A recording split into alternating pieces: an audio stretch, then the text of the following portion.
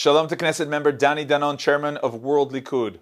Shalom, Yoni. Yesterday, you led a visit of ambassadors to the south. The visitors experienced a missile alert from up close.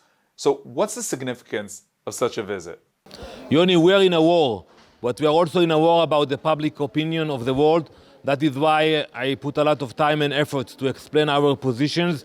And yesterday I took with me a delegation of diplomats who are stationed in Israel to come and see what happened in the south, to see the atrocities, to speak with the residents, with the mayors. It wasn't easy for them and for me, but it was very important because once they arrived to the south and saw the violence, they saw what the people had to experience during a Saturday morning in a Jewish holiday, they took it very seriously and they will take this message back to their capitals. We're going to have to continue with those efforts to bring more and more leaders to the region in order to present them the reality we are facing.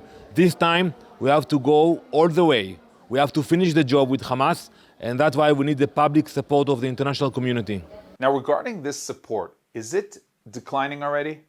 Well, I think we still have the support of the international community.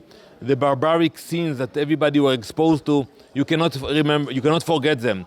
You know, people will remember it for all their life when they actually put innocent Jewish babies and burned them alive, handcuffed, when they raped and killed innocent Israeli girls. Those sins will not be forgotten. The world will not forget it. I will not forget it. The people of Israel will not forget it.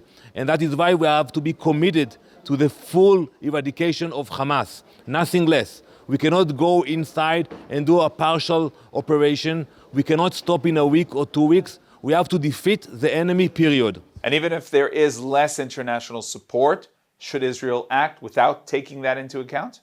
We are fighting for our survival. With all due respect to the international community, I prefer that they will condemn us and rather than we will be victims like we were during the attack. And I want to stress one point, Yoni. We can defeat Hamas. It's a strong terrorist organization, but we are much stronger than them. But if we will not do it today, you're going to bring more enemies that will come against us. That is why this war is very important for the future of the state of Israel. In the region where we live, if you show weakness, your enemy will come after you. We have to go all the way.